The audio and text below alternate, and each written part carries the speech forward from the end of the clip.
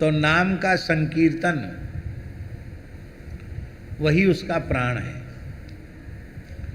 और हम तो सच्ची बात कह रहे हैं, श्री जानकी वल्लभलाल जी की सन्निधि है, कीर्तन करने के बाद कुछ बोलना अच्छा नहीं लगता, ऐसे लगता केवल कीर्तन ही करते रहे।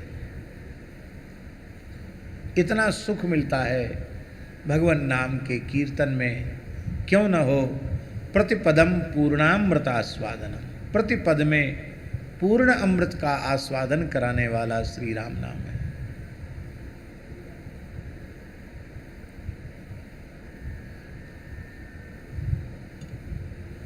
महाराज जी वेदादि शास्त्रों का संपूर्ण इतिहास, पुराण का, धर्म शास्त्र का सार सर्वस्व किसी एक ग्रंथ के रूप में कहना हो तो वह एक ग्रंथ है, एकम शास्त्रम देवकी पुत्र गीतम। एकम एव शास्त्रम, वह एकमात्र शास्त्र है महाभारत के अंतर्गत पठित श्रीमद् भगवद गीता। गीता में जीवों के कल्याण के विविध साधनों का उपदेश किया है। समस्त जीवों का लक्ष्य भगवान है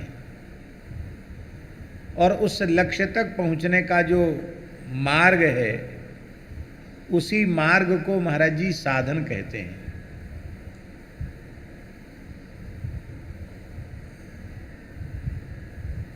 अवान्तर भेद करने पर मार्गों की कोई संख्या नियत नहीं रह जाती है। मार्ग माने साधन, साधन कहो या मार्ग कहो एक ही बात है। उनकी संख्या नियत नहीं रह जाती है, किंतु जीव के कल्याण के जितने साधन हैं, उन समस्त साधनों को, उन समस्त साधनों का यदि हम अंतर्भाव करें तो श्रीमद् भगवद गीता के अनुसार 3 साधनों में समस्त साधन समुदाय का अंतर्भाव हो जाता है।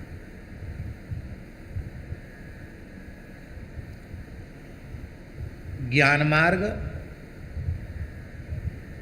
ज्ञान योग, मार्ग कहो या योग कहो एक ही बात है, क्योंकि जीवात्मा का परमात्मा से मिलन जो है उसी को योग कहते हैं।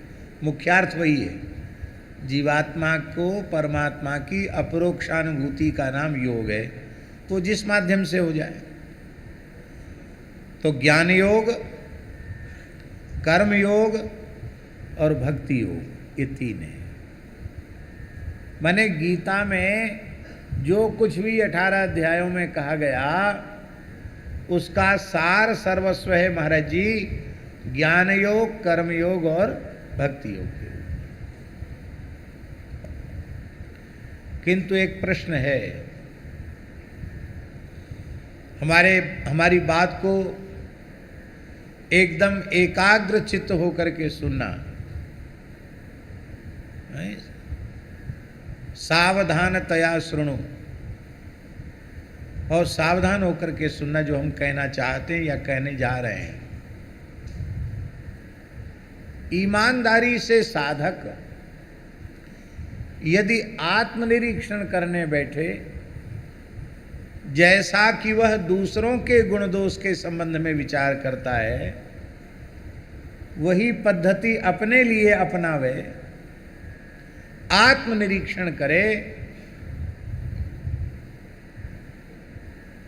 तो किसी उत्तमोत्तम अधिकारी की बात तो हम नहीं कह सकते।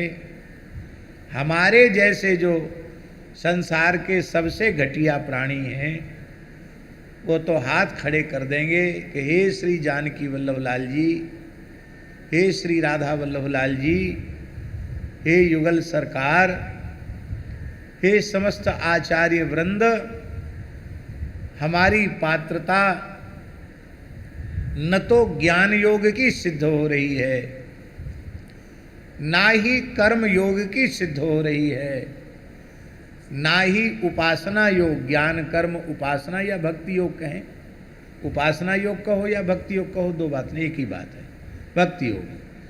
हमारी पात्रता तीनों में सिद्ध नहीं हो पा रही है। आप कहेंगे कैसे? ज्ञान योग की पात्रता तो इसलिए नहीं है कि ज्ञान योग के साधक को सर्वथा शरीर संसार से उदासीन होना पड़ता है। शरीर संसार से ऊपर उठे बिना ऐसा भी नहीं चलेगा महाराज जी कि 15 आना अनासक्त हो जाए, 1 आना आसक्त रह जाए, ये भी नहीं चलेगा। सर्वथा 16 आना शरीर संसार से पूर्ण अनासक्त होना ही पड़ेगा। शरीर के प्रति अहंता और शरीर से संबद्ध संसार के प्रति ममता, इन दोनों का सर्वथा त्याग किए बिना कोई भी जीव ज्ञान योग पथ पर चलने का अधिकारी सिद्ध नहीं होता है। हमारी शरीर में अहंता अभी समाप्त नहीं हुई है। शरीर में अहंता के निवृत्त होते ही संसार निवृत्त हो जाएगा।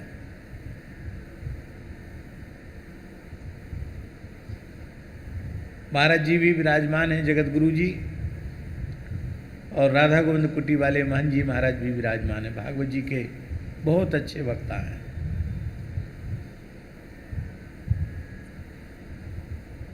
पूज्य आचार्य जी विराजमान हैं।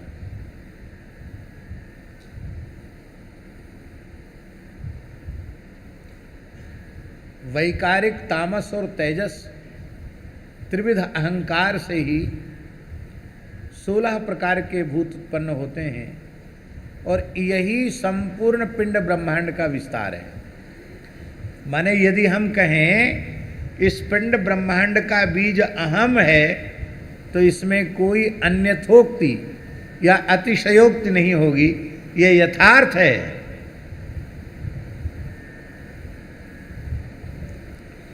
महाकवि कालिदास ने अपने रघुवंश महाकाव्य के मंगलाचरण में भगवान शिव को, पार्वती को जगत कारण माना। बहुत प्रसिद्ध श्लोक है, वागर्थाविव संप्रक्तौ वागर्थ प्रतिपत्तये जगतः पितरौ वंदे पार्वती परमेश्वरौ। तो एक बार दास के मन में विचार आया, यद्यपि हरिहर में सर्वथा अभेद ही है, यही शास्त्रीय सिद्धांत है, यही भगवान व्यास का सिद्धांत है, लेकिन दास ने एक दूसरे कोण से विचार किया कि महाकवि कालिदास उमा महेश्वर को जगत का कारण क्यों मानते हैं? क्योंकि अहम भी प्रकृति है, अहंकार मूल अहंकार शिव तत्व और परा प्रकृति भगवती जगदम्बा पार्वती, इन्हीं का संयोग संसार का विस्तार है। अहंकार ही जगत का मूल बीज है, इसलिए, और उस अहं तत्व के अधिष्ठाता भगवान शिव हैं, इसलिए जगतः पितरु वंदे, ये बात महाकवि कालिदास जी ने कही। आप अहंकार को कैसे मिटा देंगे?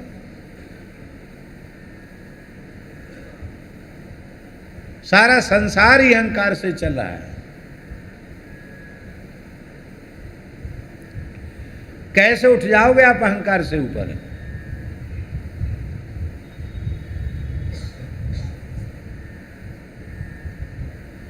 जड़ भरत जी जैसे बन जाओ तो उठ जाओगे। जड़ भरत जी जैसे तो जड़ भरत जी हैं। जड़ भरत जी ने रहुगण को कहा कि तू कहता है कि मैं तेरी चिकित्सा कर दूंगा, इलाज कर दूंगा, तो तू मेरी क्या चिकित्सा करेगा?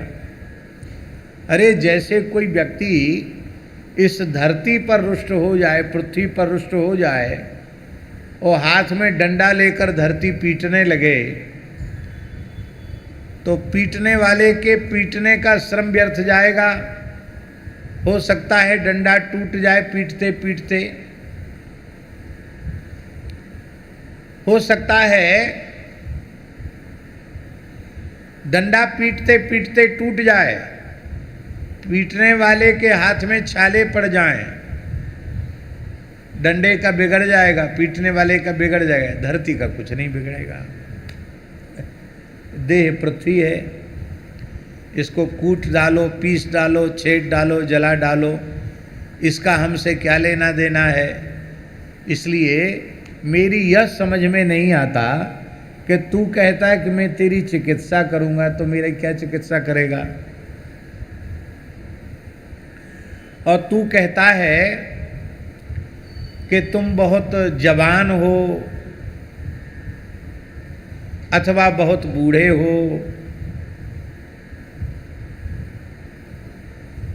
बहुत दूर से अकेले ही ढोकर चले आ रहे हो, सारा भार तुम्हारे कंधों पर है, बुढ़ापे ने तुमको घेर रखा है, तुम बड़े दुर्बल हो। तो ये तुम्हारी असंबद्ध बातें भी मेरी समझ में नहीं आती। क्यों? क्योंकि जो भारवाही होगा उसको भार की प्रतीति होगी। भार से और भारवाही से, भार समझ रहे हैं हमारी भाषा की नहीं, भार ढोने वाला, भार से और भार ढोने वाले से हमारा कोई संबंध नहीं है। फिर तुमने कहा कि अकेले ही मार्ग तय करके आ रहे हो, तो जो चलने वाला होगा उसके लिए ना मार्ग होगा। मेरी गति आगति ही नहीं है, तो मेरे मार्ग का निर्धारण तुम कैसे कर रहे हो?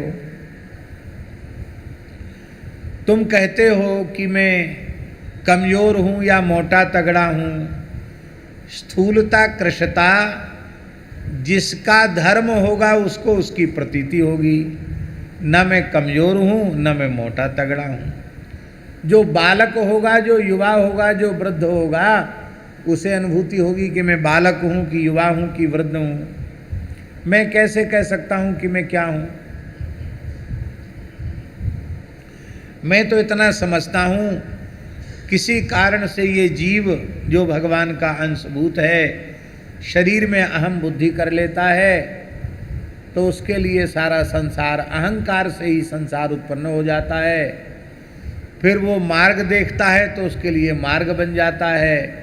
मार्ग पर चलने वाला अपने को मान लेता है, और मिट्टी के ही पुतले हैं जो अपने को कहार मान रहे हैं। उस पर मिट्टी की ही पालकी है, मृदेव सत्यम, सब मिट्टी से ही पैदा हुआ है। और उस पर एक मोटा ताजा पुतला बैठा है मिट्टी का, जो अहंकार करता है कि मैं सिंधु सौवीर देश का राजा हूँ। इसके अतिरिक्त अहंकार के, महाराज जी, अहंकार के विलास के अतिरिक्त हमें तेरे वक्तव्य में कुछ भी नहीं दिखाई पड़ता। और जब अहं की निवृत्ति हो जाएगी तो मम की निवृत्ति स्वतः ही हो जाएगी। अहम की निवृत्ति के साथ ही मम की निवृत्ति हो जाती है। अब ईमानदारी से अपनी छाती पर हाथ धर के पूछो, ज्ञान योग के अधिकारी हो?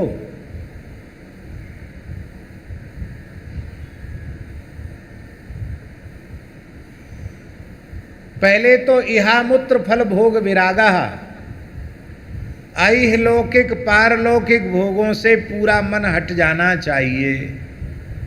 हमारा तो नहीं हटा। अच्छी गाड़ी देखते तो मन करता ये गाड़ी कितने की आई है, ऐसा कमरा कैसे बना, ऐसी कलाकारी कितने रुपयों में हुई।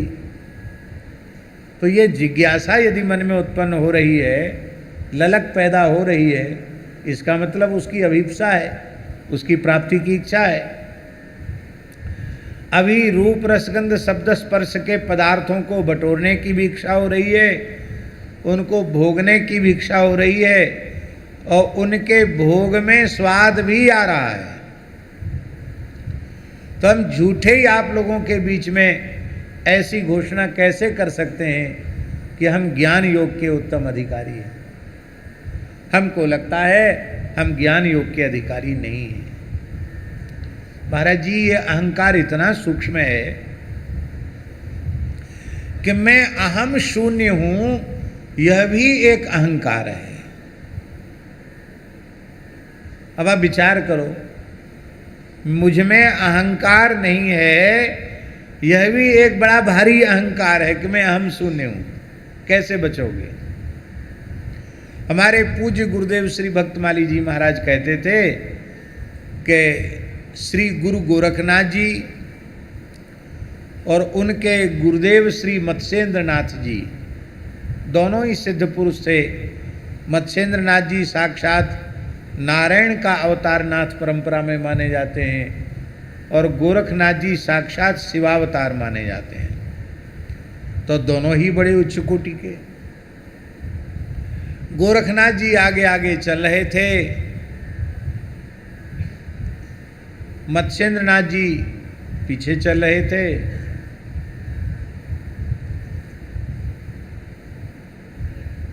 तो मत्स्येंद्र नाथ जी ने गोरखनाथ जी के मस्तक पर ठोकर लगाई, कुछ नहीं बोले, फिर ठोकर लगाई, कुछ नहीं बोले, फिर ठोकर लगाई, 5-7 बार ठोकर लगाई। तो श्री गोरखनाथ जी ने अपने गुरु मत्स्येंद्र नाथ जी को प्रणाम करके बड़ी विनम्रता पूर्वक कहा, गुरुदेव, आप जिसे ठोक बजाकर देख रहे हैं अब वह नहीं है। मत्स्येंद्र नाथ जी बोले, ये तो मैं भी जानता हूं कि वह नहीं है, पर वह नहीं है यह तो है। सिद्ध गुरु और सिद्ध चेला, ऐसी बातचीत होती उनमें।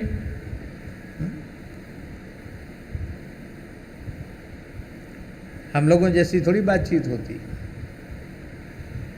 तुम आप ठोक बजाकर देख रहे हैं कि मेरे शिष्य में कितना अहंकार शेष है।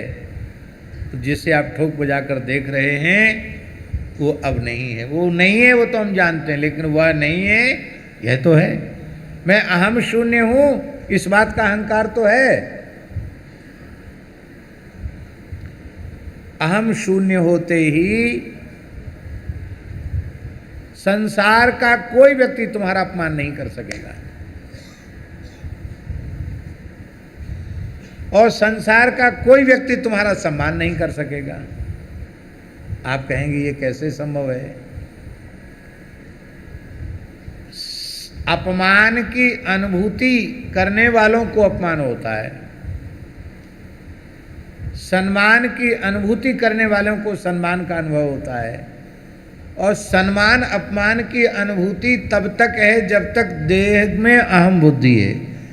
जब तक मैं शरीर हूं ये अहंकार है, तब तक अपमान, तब तक सम्मान का अनुभव होगा। और महाराज जी, बड़ी विचित्र बात है, बड़ी विलक्षण बात हम आपको बता रहे हैं। जो बच्चा अभी 4-6 महीने का है, अन्नप्राशन भी नहीं हुआ, केवल मातृदुग्ध ही जिसका आहार है, उस बच्चे को भी अपमान और सम्मान की अनुभूति होती है। डॉक्टर साहब, आपने देखा, छोटे बच्चे को मुस्कुरा करके चुटकी बजाओ, पुचकारो तो खिलखिला जाएगा।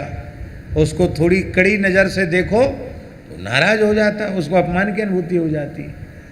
4-6 महीने के बच्चे को सम्मान अपमान की अनुभूति होती है, तो पढ़े लिखे मनुष्य को सम्मान अपमान की अनुभूति क्यों नहीं होगी?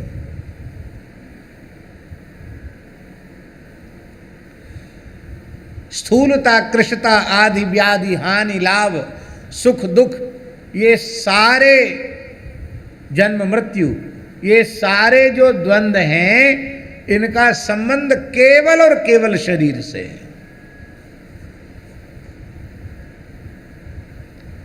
हम ज्ञान योग के अधिकारी नहीं हैं।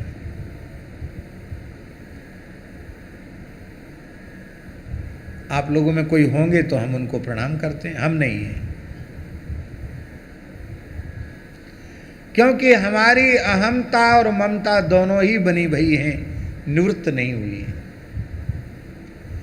तो चलो कोई बात नहीं, निष्काम कर्मयोग पर चलो। कर्मणे नैव संसिद्धिम आस्थिताः जनकादयः। जनक आदि ऋषियों ने निष्काम कर्मयोग से ही परासिद्धि को प्राप्त किया है। अब बहुत विस्तार से बोलने की आवश्यकता नहीं है। हमको लगता है उस निष्काम कर्मयोग के भी हम अधिकारी नहीं हैं।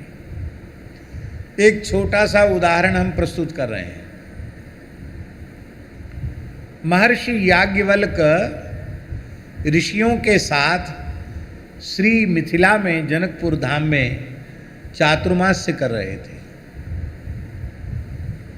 4 महीने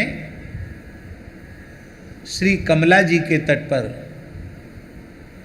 सैकड़ों पर्णकुटियां बन गई। कमला जी है ना मिथिला में, कमला जी के तट पर सैकड़ों कुटिया बन गई और वहाँ नित्य सत्संग होता था। महापुरुष चातुर्मास्य करते थे।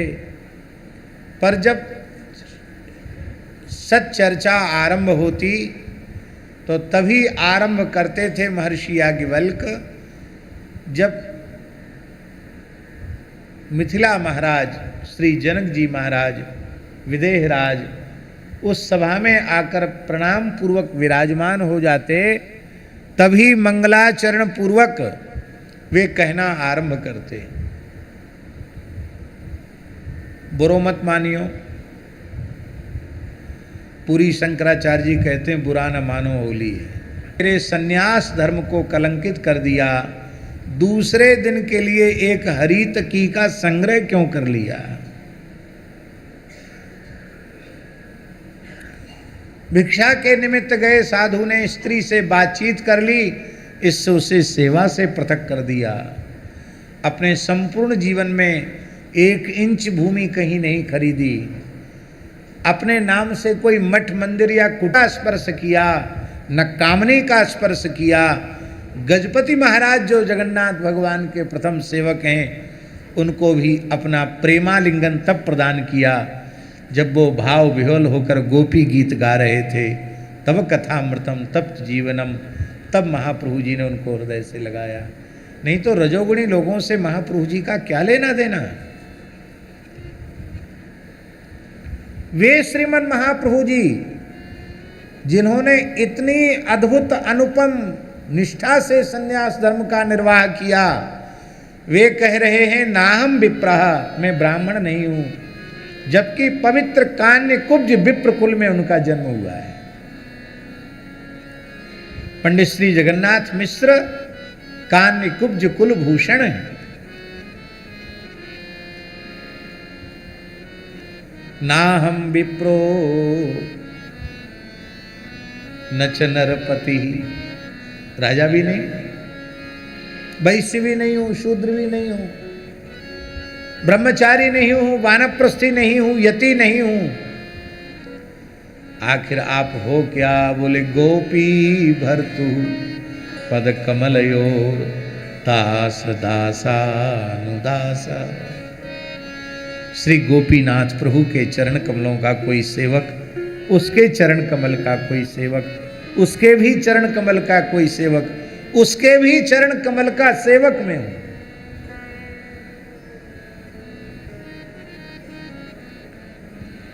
लेकिन हम लोग चढ़ी विभूति ब्रह्म समाना, हमारे त्यागी तपस्याओं में विभूति चढ़ती ब्रह्म हो जाते हैं।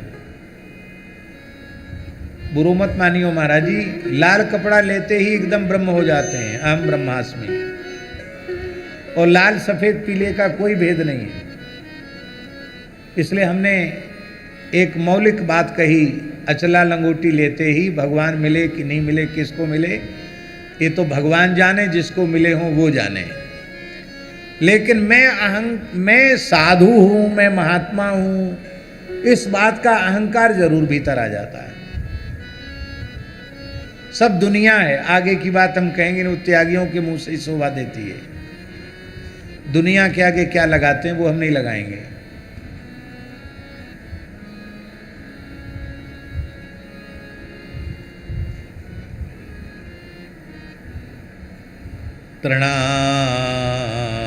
तृणादपि सुनीचेन तरोरपि सहिष्णुना अमानिना मानदेन कीर्तनीयः सदारि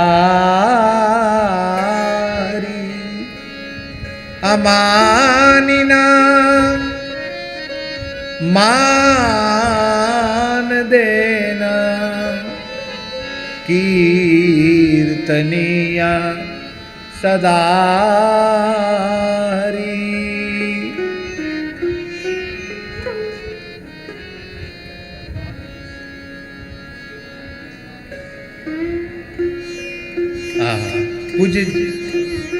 पूज्य जगत गुरु जी कह रहे हैं कि हर्षण कुंज सरकार इसी महाप्रभु जी के शिक्षाष्टक के इस श्लोक का उच्चारण करके ही अपना एकांतिक संकीर्तन आरंभ करते थे।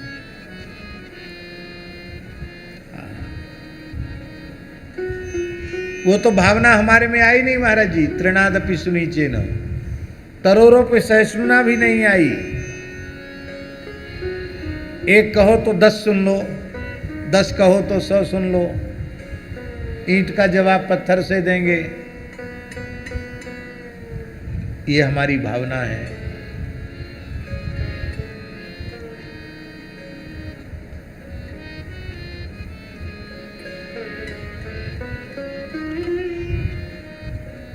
तो ये बड़ा भारी अहंकार है। मैं साधु हूं, ये बड़ा भारी अहंकार है। इस अहंकार को भी राम जी नहीं रहने देते। इस अहंकार को भी भगवान नहीं रहने देते। क्यों नहीं रहने देते? गर्व न कीजे बावरे हरि गर्व प्रहारी। गर्व न कीजे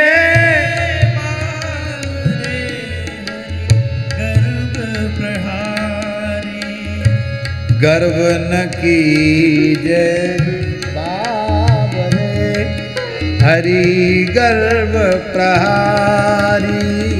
गर्व न कीजे बावरे हरि गर्व प्रहारी। गर्व ही ते रावण गया पाया दुख भारी।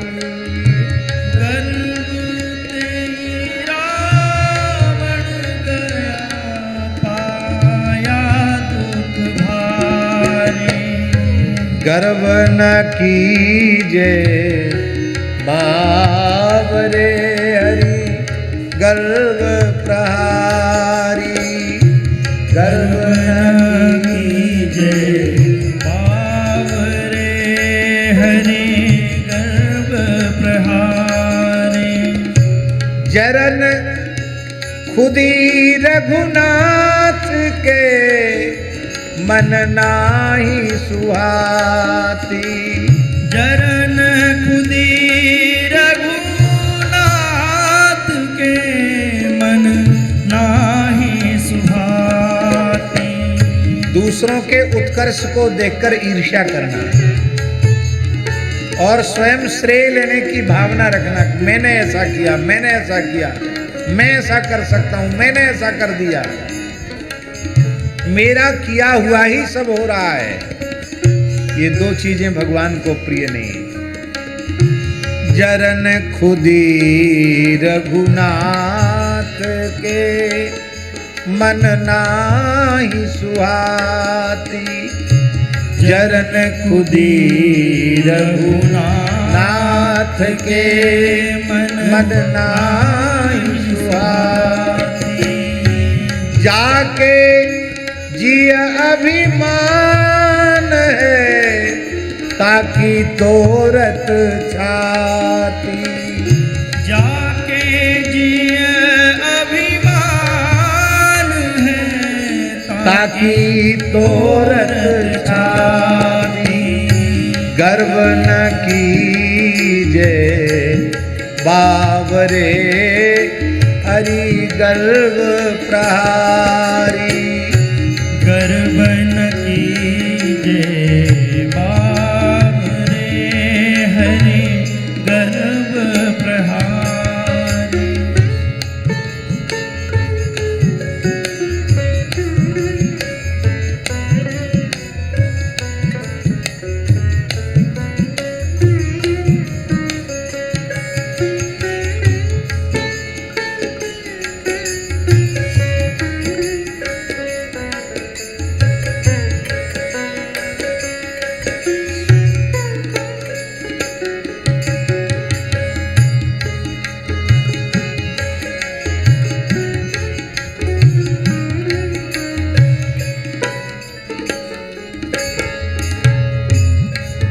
भगवान को प्रिय क्या है महाराज जी?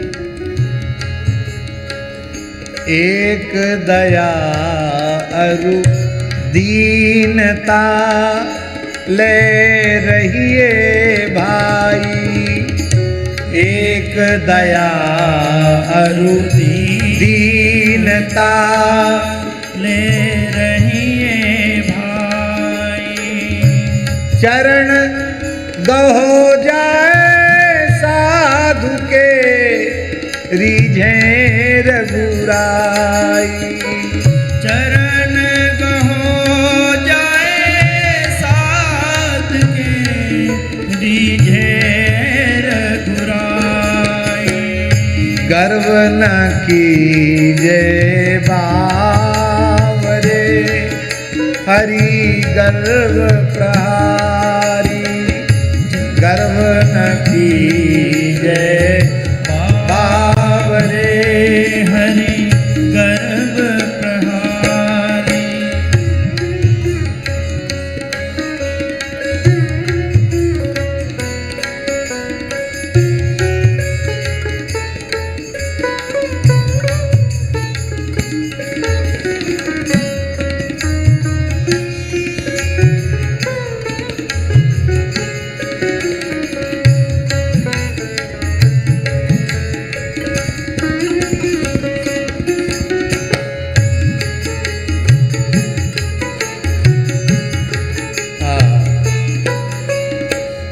यही बड़ा उपदेश है पर द्रोह न करिए।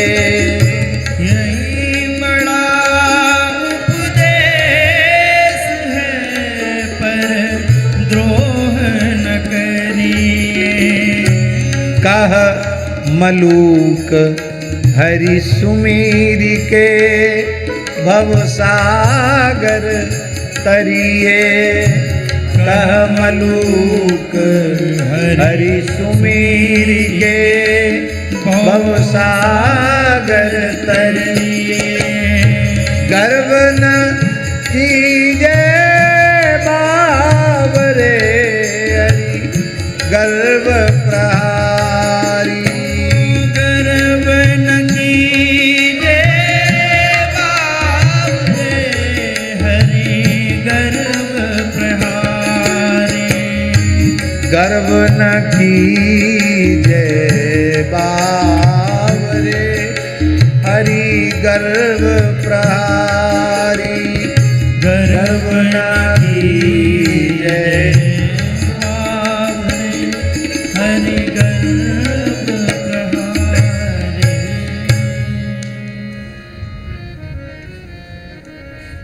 एक गांठ बांध लेने वाली बात है उर्मिला दास जी। सर्वथा अहंग शून्य हुए बिना न तो ज्ञान प्राप्त होगा और न सर्वथा अहंग शून्य हुए बिना भक्ति प्राप्त होगी, न सर्वथा अहंग शून्य हुए बिना निष्काम कर्म योग सिद्ध होगा। लेकिन जो जड़ है उसकी ओर तो किसी जगह ध्यान ही नहीं है।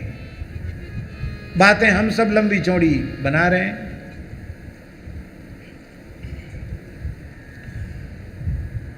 तो ये अहंकार जरूर साधु में हो जाता है कि मैं महात्मा हूं, ये दुनिया है। और मठ मंदिरों में तो ये ज़्यादा शिकायत होती है, बताओ ये गृहस्थी हमारे ऊपर शासन करेंगे, ये 2 पैसे के कर्मचारी हमारे ऊपर शासन करेंगे। चलो ठीक है, वो 2 पैसे के हैं, तुम कितने पैसे के हो?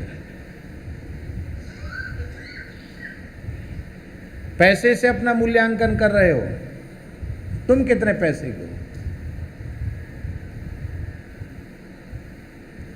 बहुत पीड़ा की बात है, बड़े दुख की बात है। जो वस्तुतः साधुता है उस रास्ते पर हम लोग बिल्कुल नहीं चल रहे हैं। खोजी जी का एक दोहा है, खोजी जी का नाम सुना है ना?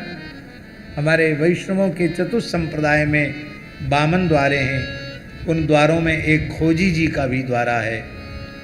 अपने हनुमान टेकरी खोजी जी के द्वारे का स्थान है। ले साहब, महंत जी कह रहे हैं खोजी जी के द्वारे का स्थान है हनुमान टेकरी। खोजी में काठिया परंपरा।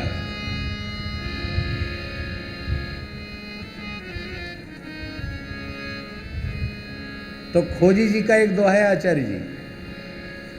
खोजी जी कह रहे हैं, गलियन में हर्षित फिरे साधु कहें सब कोय। जब हम चलते हैं तो गली गली में लोग कहते हैं, अरे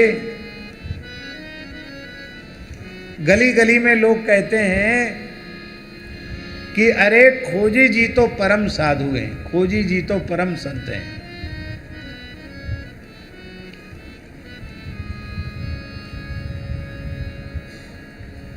दीदी से आग्रह है कि वहाँ सोफा पर बैठ जाएं, आपको नीचे बैठना मना है, हमको पता है, आप बैठिए।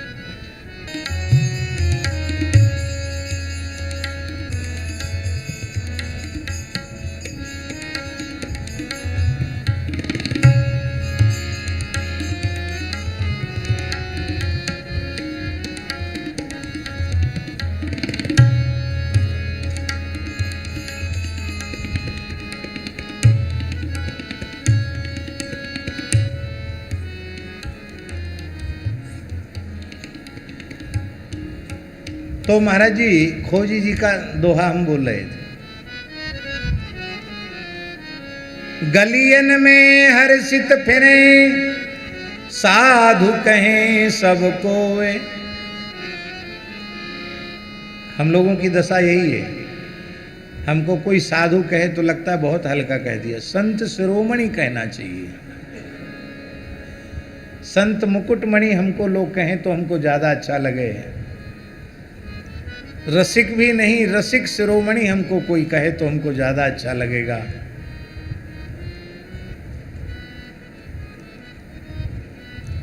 आगरा में, आगरा क्षेत्र में श्री करह बिहारी सरकार के एक सेवक थे। उनके यहाँ पूज्य बक्सर वाले मामा जी की कथा थी। उन जमानों में ये होर्डिंग का जमाना नहीं था, तो बैनर पर उसे नीले कलर से बैनर पर लिखा जाता था, तो ज़्यादा प्रचार नहीं होता था उस समय।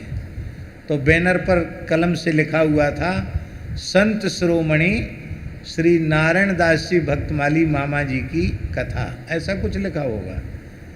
तो मामा जी जैसे ही घुसे, उन्होंने देखा संत शिरोमणि, तो उन्होंने प्रवेश करने से मना कर दिया। बोले हम कथा नहीं कहेंगे, हम जा रहे हैं वापस। क्यों? बोले अब तक हम साधु की चरण रज का एक कण नहीं बन पाए हैं, ये संत शिरोमणि बनाने वाले आप लोग कौन हैं? ये पावर आपको किसने दिया? मैं तो अपने को साधु नहीं मानता, वेशधारी मानता हूं, साधु नहीं मानता। महाराज नाराज हो गए, बोले महाराज अब क्या करें? बोले कहा इसको हटाओ तो भीतर घुसेंगे। एक ही बैनर लगा था, उसको भी हटवा दिया तब भीतर घुसे। हमारी स्थिति ये है कि गलियन में हर्षित फिरें। क्यों? क्योंकि साधु कहें सबको है। पर संत खोजी जी कहते हैं स्वान नाम बाघा धर्यो खोजी बाघ न होए। कोई अपने पालतू कुत्ते का नाम बाघ रख दे, शेरू रख दे, टाइगर रख दे, लायन रख दे, तो वो न टाइगर होगा, न लायन होगा, न शेरू रखने से शेर हो जाएगा, न बाघ होगा, कुत्ता तो कुत्ता ही रहेगा। ये दीनता है आचार्य चरण की। बोले मैं तो वैसा ही हूं जैसे किसी ने पालतू कुत्ते का नाम शेरू रख दिया हो। स्वान नाम बाघा धर्यो खोजी बाघ न होए। इतनी पीड़ा होनी चाहिए सम्मान से, ये तो हमारे में है नहीं। उल्टे एक बात की शिकायत है कि हमको लोग दंडवत क्यों नहीं करते हैं। अरे भाई कोई दंडवत नहीं करेगा उससे तुम्हारी क्या हानि हो गई? प्रणाम करने वाले को लाभ मिलेगा, तुमको किसी ने प्रणाम नहीं किया तुम्हारा क्या बिगड़ गया? लेकिन ये हमारा सब कुछ बिगड़ गया, हमको प्रणाम क्यों नहीं किया? अरे भोले बाबा जो तुम त्रिभुवन गुरु वेद बखाना, इसी बात का झगड़ा ससुर साहब से हो गया कि मेरे आने पर सबने उठकर सम्मान किया, सबने नमस्कार किया, ये अकेला बैठा इसने उठकर मेरा आदर क्यों नहीं किया?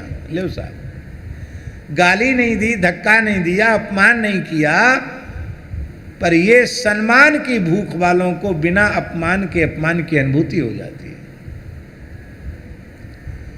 और महाप्रभु जी क्या करें? सम्मानम कलयाति घोर गरलम। कोई तुम्हारा सम्मान करे तो समझो हालाहल विष पिलाया जा रहा है। नीचापमानम सुधा, नीच से नीच व्यक्ति तुम्हारा अपमान करे तो लगना चाहिए साधक को हमें अमृत पिलाया जा रहा है। श्री राधा मुरली धरऊ भज सखे वृंदावनम मात्यज। कहां जा रहे हो? किस रास्ते पर जा रहे हो? तो महाराज जी ये अहंकार बड़ा भारी है, मैं महात्मा हूं। तो वहां जो लोग सत्संग चातुर्मास कर रहे थे उनको भी ये अहंकार था ही। ये तो परंपरा से चला आ रहा है ना, जैसे परंपरा है ना ऐसी ये भी परंपरा से चला आ रहा है। वो सब कहते कि देखो बड़ी पद प्रतिष्ठा पैसा वालों का सब जगह आदर है। देखो जनक जी, जब तक जनक जी नहीं आ जाते हैं तब तक याज्ञवल्क्य जी मंगलाचरण भी ओम नमः परमहंसा स्वादित भी नहीं बोलते हैं। वो आ जाते हैं तब बोलना शुरू करते हैं। और हम लोग बचपन के साधु त्यागी तपस्वी बैरागी, बताओ लंगोटी लगाएं, बचपन से घर द्वार छोड़े भजन करते हैं, हम कुछ नहीं। जनक जी महाराज सब कुछ बोले नहीं मर्यादा के कारण, लेकिन मन में उनके था वाह जनक जी आए तब मंगलाचरण शुरू हो। तो श्री याज्ञवल्क्य जी ने क्या विचित्र लीला की। याज्ञवल्क्य जी ने ऐसा अपने योग बल से एक दृश्य उपस्थित कर दिया कि संपूर्ण मिथिला जल रही थी धू धू करके। अब मिथिला में आग लगी, मिथिला कोई छोटी मोटी जगह थोड़ी है, पूरा प्रदेश जल रहा है। तो वो जो पर्णकुटी कमला जी के तट पर महात्माओं की बनी थी वो घबराए, अरे हमारी माला जल जाएगी, हमारी पोथी, हमारी लंगोटी, हमारा चला। सब कथा के बीच से भागे, दौड़ गए, दौड़ के अपने अचला लंगोटी संभालने के लिए, अपने फूस के छान छप्पर बचाने के लिए भागे। और श्री जनक जी महाराज निर्विकार भाव से, शांत भाव से, मानो कुछ भी नहीं हुआ, वो बैठे थे और समाहित चित्त से अपने गुरु याज्ञवल्क्य जी की वाणी का श्रवण कर रहे थे। याज्ञवल्क्य जी ने कहा तुम राजा हो तो तुम्हारी आंखों के सामने तुम्हारा नगर जल रहा है, तो तुम कैसे राजा हो जो अपनी प्रजा की रक्षा करने में समर्थ नहीं हो, अपनी प्रजा की रक्षा नहीं करते हो। उन्होंने कहा कि जब तक मैं राज सिंहासन पर हूँ तब तक राजा हूँ, जब मैं आपके चरणों में सत्संग करने बैठता हूं तो शरीर और संसार दोनों से पूर्ण संबंध विच्छेद करके तब बैठता हूं। श्री बिहारी दास जी भक्तमाली जी को एक बात सुन के बहुत अच्छी लगेगी और आप लोगों को भी लगेगी, पर उनको लक्ष्य करके हम बोल रहे हैं। एक बहुत अच्छे महात्मा हैं स्वामी शुद्धानंद जी, हमारे बड़े प्रेमी हैं। उन्होंने कहा कि श्रोताओं की 3 कोटियां हम बताते हैं। अभी ऋषिकेश की कथा में उन्होंने बताया क्या, जो कथा में मोबाइल लेके बिल्कुल नहीं आते हैं, जो मोबाइल घर पर ही छोड़ आते हैं, कथा में मोबाइल लेके नहीं आते, वो उत्तम श्रोता। और जो कथा में आने के बाद मोबाइल को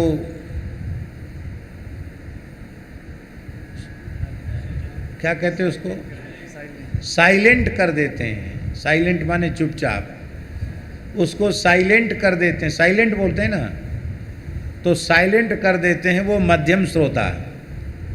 और अधम श्रोता जो बीच बीच में थोड़ा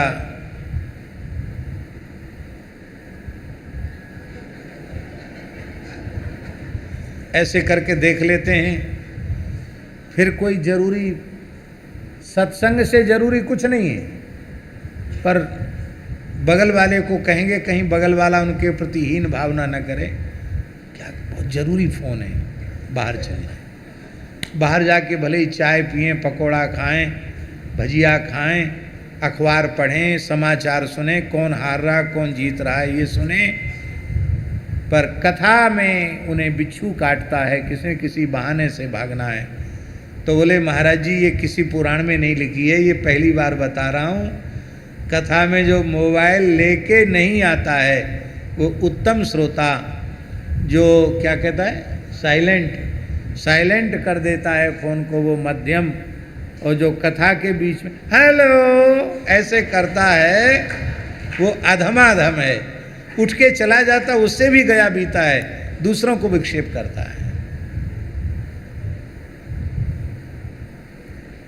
हम कहाँ शरीर संसार से संबंध विच्छेद कर पाते हैं, बिल्कुल नहीं करते हैं।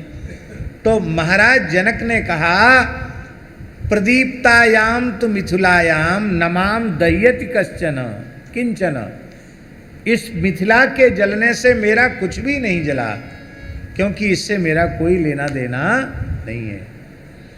ऐसी अवस्था हो तो आप निष्काम कर्मयोग के अधिकारी हैं।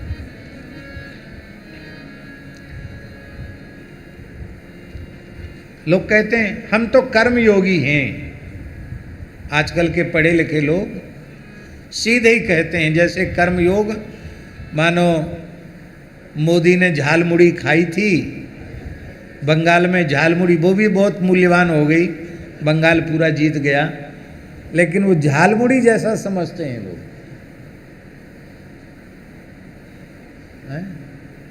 वो झालमुड़ी है क्या, 10-5 रुपए में आ जाएगी। इस प्रकार की अवस्था हो जनक जी के समान, जय पराजय हानि लाभ सुख दुख आदि द्वंद्वों में सम रह करके कर्तापने के अहंकार से मुक्त होकर कर्तव्य बुद्धि से कर्म का अनुष्ठान करना, भगवत प्रीत्यर्थ करना और अंत में भगवद अर्पित कर देना। ब्रह्मार्पणम ब्रह्म हविर ब्रह्माग्नौ ब्रह्मणाहुतम ब्रह्मैवतेन गंतव्यम ब्रह्म कर्म समाधिना। ये है, हमको लगता है कि इस निष्काम कर्मयोग की पात्रता भी हमारी नहीं है। आप में से किसी की हो तो कहो। हम तो कर्मयोगी हैं। क्या करते हैं कर्मयोग में? दिन चढ़े सोकर उठते हैं, फिर ताश खेलते हैं, चाय पीते हैं, गप सड़ाका करते हैं, जो नहीं खाना चाहिए वो खाते हैं, जो नहीं पीना चाहिए वो पीते हैं, जो नहीं करना चाहिए वो करते हैं, जो नहीं देखना चाहिए वो देखते हैं, जो नहीं सुनना चाहिए वो सुनते हैं। सारा जीवन एकदम अव्यवस्थित है, घोर प्रमादी है, फिर कहते हैं हम कर्मयोगी हैं। इतना ही नहीं कहते हैं, महाराज जी ये भी कह देते हैं, मन चंगा तो कठौती में गंगा, ये पूजा पाठ में हम विश्वास नहीं करते हैं।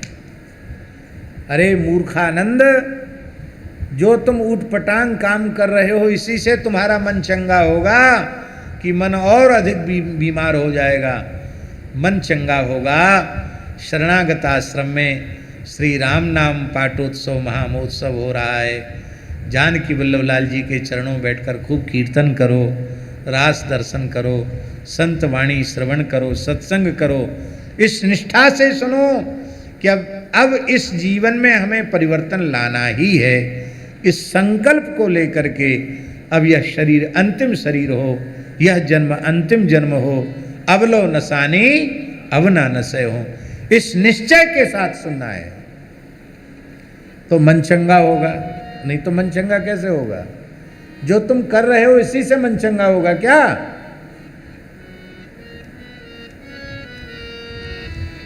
हम निष्काम कर्मयोग के भी अधिकारी सिद्ध नहीं होते। तब बोले अब बात बनाई, अब हम सब हाथ खड़े कर देंगे, हम अधिकारी हैं, अधिकारी हैं, अधिकारी हैं। किसके अधिकारी हैं? बोले भक्ति योग के अधिकारी हैं। कहू भगति पथ कवन प्रयासा,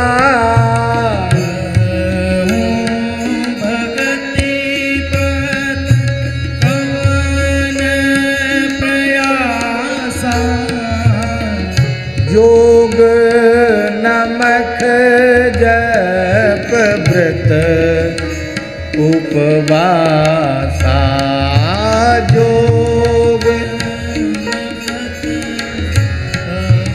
तप उपवासा। यहाँ तक सुनने में तो बहुत अच्छा लग रहा है, बहुत अच्छा कर दिया। योग से छुट्टी, जप से छुट्टी, तप से छुट्टी, उपवास से छुट्टी। वाह तुलसीदास जी, आपको बहुत धन्यवाद है। आपके हम बड़े कृतज्ञ हैं, आपने सबसे छुट्टी कर दी। लेकिन इसके आगे सुनने के बाद सबको अपनी नानी याद आ जाती है। सरल स्वभाव नमन कुटिलाई, सरल स्वभाव नमन कुटिलाई, जथा लाभ संतोष सदाई, जथा लाभ संतोष सदाई। यही सबसे कठिन है, जो सरल है वही सबसे कठिन है। नवम सरल सब सन छल हीना। गोस्वामी जी ऐसा कलाकार दुनिया में न भूतो न भविष्यति। नवदा भक्ति में अंतिम में सरलता को गोस्वामी जी ने रखा और वस्तुतः अंतिम है। हमने पूज्यपाद श्री उड़िया बाबा जी के वचनावली में पढ़ा है, वचनामृत में पढ़ा है। वो कहते हैं जब जीव का अंतिम जन्म होने को होता है तभी पूर्ण सरलता आती है। रामकृष्ण परमहंस देव जी का भी इससे मिलता जुलता वचन। वो कहते हैं जिसमें परिपूर्ण सरलता दिखाई पड़ जाए समझना चाहिए यह व्यक्ति अब अंतिम इसका जन्म है, अब दोबारा इसका जन्म होने वाला नहीं है।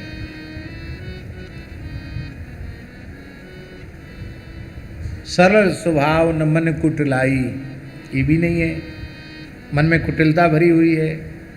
जथा लाभ संतोष बिल्कुल नहीं है। एक महात्मा थे, 14 साल का मौन लिया था, 12 साल हो गए थे, पर राम जी की दया से खुराक अच्छी थी उनकी, स्वस्थ शरीर था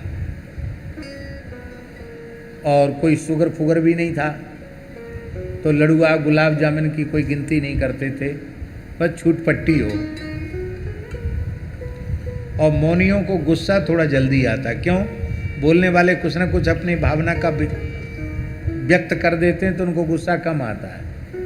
मौनी उनकी बात कोई समझते हैं नहीं, पर उनको बड़ी चिढ़ होती है कि हमारी बात क्यों नहीं समझ रहा है ये, क्रोध आना स्वाभाविक। तो श्री सुदामा कुटी में भंडारा था, एक मौनी जी बैठे थे पंगत में। तो सुदामा कुटी के व्यास जी पुजारी जी थे, बहुत अच्छे महापुरुष थे, तो कभी कभी विनोद भी करते थे। तो पंगत में वो परोस रहे थे, गुलाब जामुन प्रसाद, गुलाब जामुन प्रसाद। अब वो जानबूझ के सबको दें, वो ऐसे करे आड़े हाथ उसको ना दें, बगल वाले को जरूर दें, मना करने पर भी दे दें। 2-4 बार तो वो सहन किया है। अंत में जब पानी सिर के ऊपर चला गया तो उसको विस्मृति हो गई मौन की, महात्मा को। बोले साला इधर देता है उधर देता है, दुश्मन हूं क्या तेरा?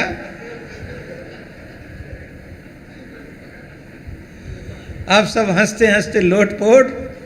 तो बाल्टी में होगा 10-20 और बचा होगा, वो सब पत्तल पर डाल दिया। हंस करके बोले महाराज कोई बात नहीं। बोले अरे हमारा 2 साल का नियम बाकी था। बोले कोई बात नहीं, फिर 14 साल का ले लेना।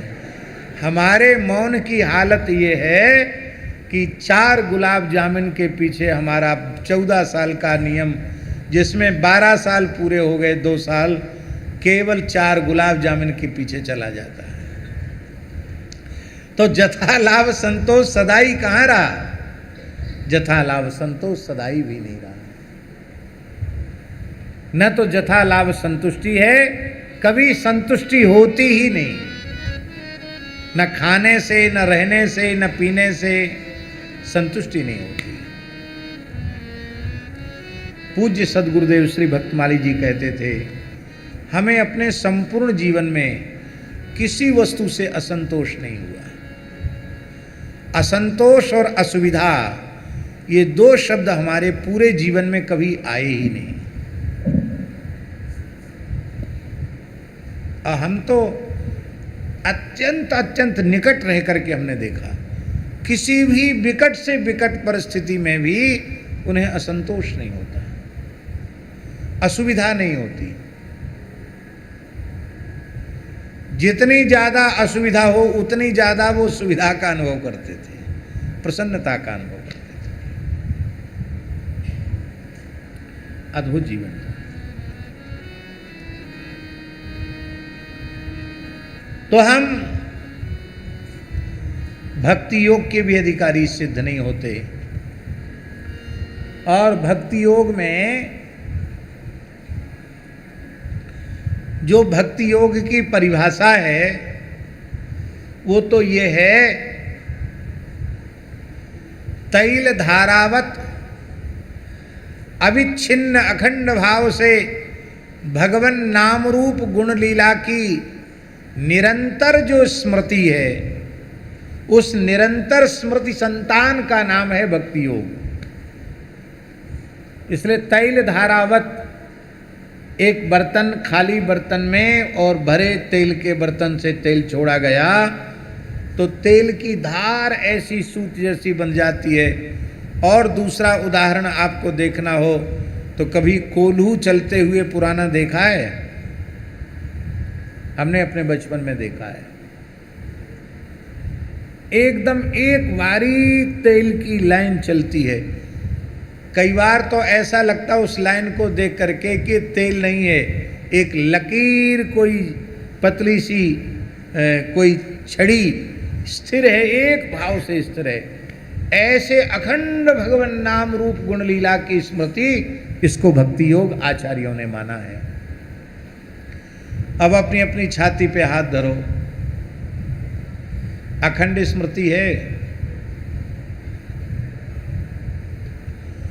सद्गुरु भगवान ने कृपा पूर्वक जो नियम दिया हुआ है, उस नियम की भी पूर्ति नहीं हो रही है।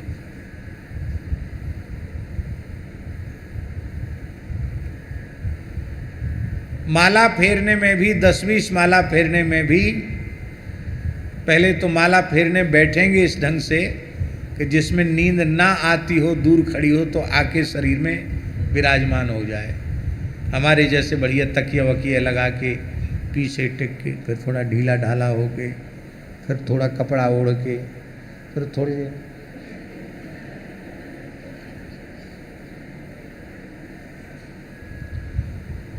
अब माला गिर गई, सुमेरु इधर उधर हो गया, संख्या भी पता नहीं, वो सुमरनी उलट गई कि पलट गई ये भी भगवान ही जाने। रात भर बैठे रह गए, 2 माला भी नहीं हुई।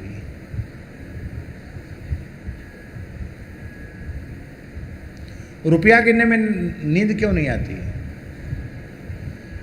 नाम जपने में नींद क्यों आई? इसका मतलब है धन के प्रति महत्व बुद्धि है, नाम को तुमने परम धन नहीं मान रखा है। इसलिए साधन के काल में शरीर के प्रति कठोरता करके बैठे हुए नाम जप, सीधे आसन से बैठो, नरम आसन पर आलस प्रमाद अधिका तक कठोर आसन पर बैठो, बैठ के जप में आलस आता खड़े होकर के जप करो, खड़े होके भी आलस आता है तुलसी की परिक्रमा करते हुए जप करो। नियम करना पड़ेगा। उस जप में भी अखंड स्मृति नहीं हो रही है, संसार के नाम रूप हमारे स्मरण में आ रहे हैं। राम राम राम राम राम राम राम राम राम राम राम राम जप रहे थे, तब तक सामने से कुत्ता निकल पड़ा, तो हमारी आँख ने, हमारे कान ने, हमारे मन ने, हमारी बुद्धि ने यह निश्चय किया कि ये कुत्ता है, अयं कुक्कुरः, अयं सारमेयः, ये हमारी बुद्धि ने कहा। इसका मतलब है कि भगवान की विस्मृति हो गई और कुत्ते की स्मृति आ गई। इसलिए सुमिरन सांचो कियो, प्रियादासी कहते हैं, लियो देख सब ही में, सब में देख लेना, यही स्मरण की पूर्णता है। और महाराज जी ये स्मरण की पूर्णता नामदेव जी में, नामदेव प्रतिज्ञा निर्वही ज्यों त्रेता नरहरिदास की।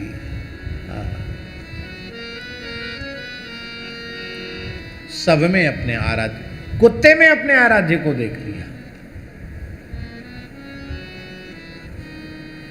कथा आप सबको मालूम है। तब आप कहेंगे आप तो विचित्र व्याख्यान, आज क्या मूड बन गया आपका, क्या ऊट पटांग बोले चले जा रहे हो। मानसी की मूल जो नाम वंदना उसमें से तो खाली चौपाई गाई, क्या बोलना शुरू कर दिया।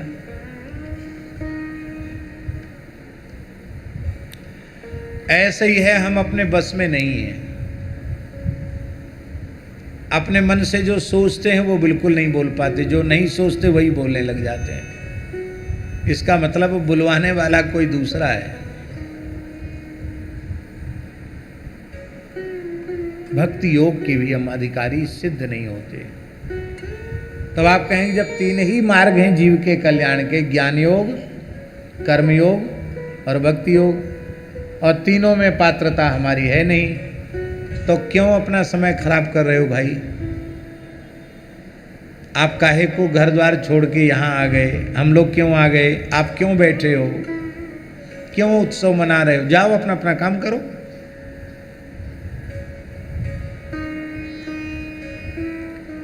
भाई हम अधिकारी नहीं, हम चले ही नहीं पा रहे हैं ईमानदारी से, तब तो समय खराब कर रहे हैं हम।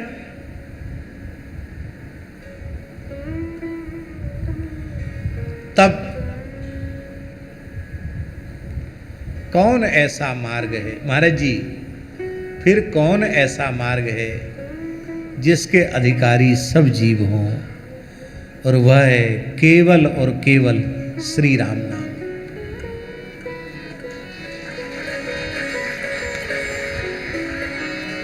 हरि नाम, कृष्ण नाम, भगवन नाम, हरे नाम, हरे नाम, हरेर नामैव केवलम, कलौ नास्त्येव नास्ति, नास्त्येव गतिरन्यथा। आदि पुराण का श्लोक है। और स्कंद पुराण का श्लोक एक और है महाराज जी, बड़ा अच्छा लगेगा आपको। स्कंद पुराण का श्लोक है, राम नामैव नामैव नामैव मम जीवनम कलौ नास्तेव नास्तेव नास्तेव गतिरन्यथा। स्वाद आवे या ना आवे, मन लगे या न लगे, भाव हो अथवा बिल्कुल न हो, ज्ञान योग की भी अधिकारिता न हो, भक्ति योग की भी अधिकारिता न हो, कर्म योग की भी पात्रता न हो, केवल और केवल वैखरी वाणी से, जिह्वा से केवल श्री राम नाम का उच्चारण करो, इसी से सब कुछ हो जाएगा।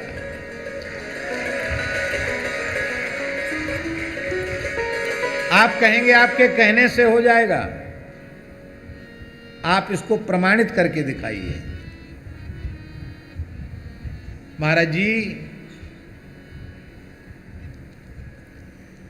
जब नाम लेते लेते नाम का स्वाद आने लग जाएगा, अभी नाम का स्वाद नहीं आ रहा है, तभी तक के लिए समस्या है। नाम का स्वाद आने के बाद विराज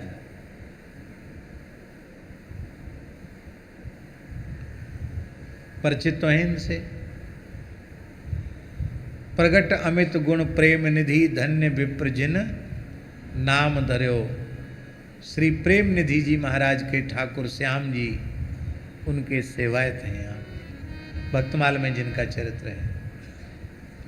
बोलो ठाकुर श्याम जी महाराज की, श्री प्रेम निधि जी महाराज की। तो समस्या तब तक है जब तक नाम का स्वाद नहीं आया है। नाम का स्वाद आने के बाद फिर कोई समस्या नहीं। ये बात हम आपको बता रहे हैं, संभवतः सन 1985 की बात होगी। पूज्य सदगुरुदेव भक्तमाली जी के साथ 1985 में हम चित्रकूट धाम गए। परम पूज्य नामनिष्ठ संत पुजारी श्री रामचंद्र दास जी महाराज मैथिली गली में विराजते थे। आप लोगों में से बहुत से लोगों ने दर्शन किया होगा, बहुत अच्छे महापुरुष थे। आपको सुनकर महाराज जी आश्चर्य होगा, 7 अरब राम नाम का जप किया था। कितना? बहुत अद्भुत संत थे। हमें उनकी गुफा में महाराज जी का आसन था और हमारा आसन था। हम तो बच्चे ही थे। तो लेटते ही लीला दर्शन शुरू ठाकुर जी का। तो मैं महाराज जी को पूछता, महाराज जी यहाँ नींद आते लीला दर्शन कैसे होता है? महाराज जी बोले, पंडित जी इस गुफा में पुजारी जी ने 7 अरब नाम का जप किया, सारा जीवन व्यतीत कर दिया भजन में। और वो भी पूज्य मथुरा दास जी भक्तमाली जी जैसे बिना पढ़े लिखे थे। और जब वो कथा कहते थे तो बड़े बड़े पंडित सिर खजुआते थे कि बाबा जी कहाँ से बोल रहे हैं। वो भी ऐसे ही थी, नाम से ही सब कुछ प्रकट हो गया था। पुजारी श्री रामचंद्र दास जी,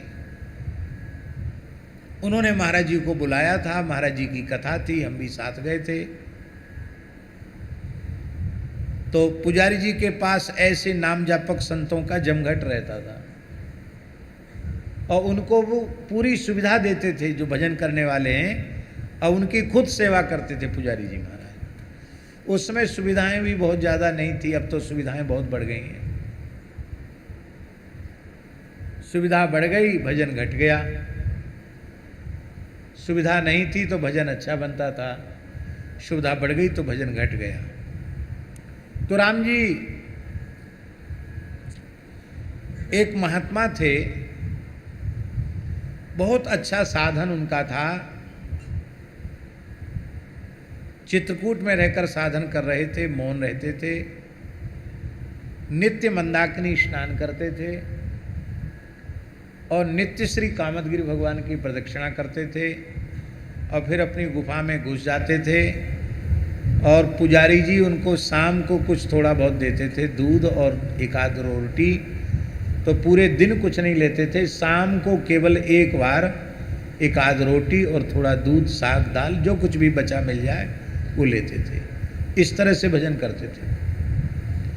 और महाराज जी हम आपको क्या कहें, नाम तो मुझे स्मरण में नहीं है उन संत का, पर ऐसा स्वरूप था उर्मिला दास जी महाराज कि दर्शन करके ऐसे लगता कि भजन प्रकट हो रहा उनके शरीर से। ऐसी दिव्यता भजन की, चेहरा एकदम क्या कहना, दिव्य दिव्य कांति। गर्मी का समय था, पूज्य गुरुदेव भक्तमाली जी बाहर तख्त पर लेटे थे। रात्रि के लगभग 10:30-11 बज रहे होंगे। वे संत आए टहलते हुए और दूर से ही प्रणाम करके महाराज जी के पास आए। बड़े प्रेम से धीरे धीरे महाराज जी के चरण दबाने लगे। तो महाराज जी तो बहुत संकोची थे। महाराज जी तत्काल उठकर बैठ गए। कहो महाराज क्या आज्ञा है? तो बोले मैं अपने हृदय की कुछ वेदना आपके चरणों में निवेदित करना चाहता हूँ।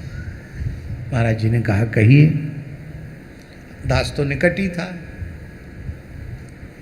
उन्होंने कहा महाराज जी जैसा आप पूज्य संतों ने, गुरुजनों ने बताया है उसी पद्धति से मैं प्रयास कर रहा हूँ कि मैं युगल नाम का जप करूँ। सीताराम सीताराम जपता हूँ, कामदगिरि भगवान की शरण में हूँ, पर बहुत समय व्यतीत हो गया, अभी कुछ हुआ नहीं। कुछ हुआ नहीं का मतलब जिसके लिए कर रहे थे वो काम नहीं हुआ। और उनके मुंह से क्या निकला कि अभी जो कुछ लाभ मिलना चाहिए था वो मिला नहीं। वे तो बेचारे रो रो करके पूछ रहे थे और हम सोचने लगे महाराज जी कि महाराज जी पता नहीं इसका क्या उत्तर देंगे। वो महाराज जी के उत्तर देने की शैली ही विलक्षण थी। महाराज जी तत्काल बोले जिस साधन से लाभ न हो उसका त्याग कर देना ही उचित है। क्या कहा? आपने कहा कि हमको लाभ नहीं हो रहा, तो जिस काम से लाभ नहीं उसको छोड़ दो। आज से नाम जपना छोड़ दो, ये महाराज जी ने बोला, क्योंकि आपको कोई लाभ नहीं हो रहा है। तो जिस काम से लाभ नहीं वो क्यों करना? महाराज जी आपको हम क्या कहें? इतना कहते हुए संत थर थर कांपने लगे और अधिक व्याकुल होकर रोने लगे। बोले महाराज जी यह आज्ञा मत दीजिए, राम जी मिले या न मिले, सीताराम जी दर्शन दें या न दें, अब प्राण भले ही छूट जाएं पर अब सीताराम सीताराम नहीं छूट सकता है। मैं सीताराम जपे बिना जी नहीं सकता, रह नहीं सकता। एकदम करुण क्रंदन करते हुए वे बोल रहे थे। महाराज जी भी व्याकुल हो गए।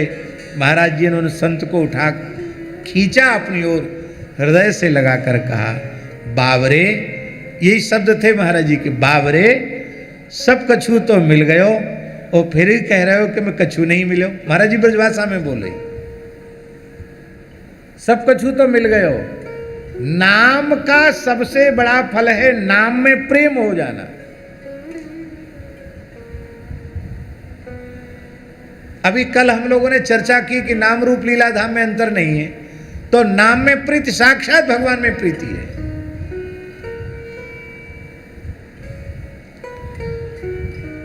सब कुछ मिल गया, फिर कहते कुछ नहीं मिला।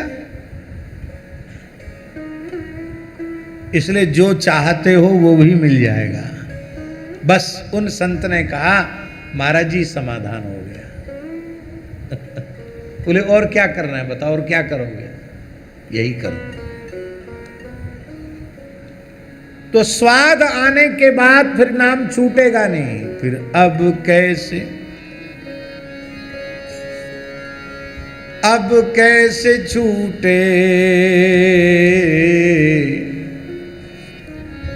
नाम रट लागी, अब कैसे छूटे नाम रट लागी। हम कहते अब कैसे लगे, और श्री रैदास जी कहते अब कैसे छूटे नाम रट लागी, अब कैसे छूटे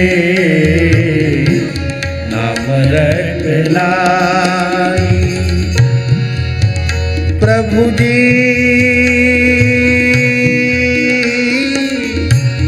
तुम चंदन हम पानी, प्रभु जी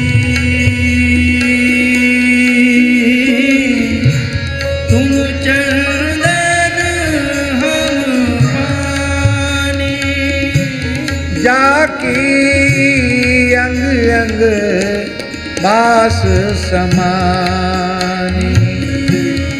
जाकी अंग अंग बास समानी, अब कैसे छूटे नाम रट लागी, अब कैसे छूटे नाम रट लागी। प्रभु जी तुम घन बन हम मोरा,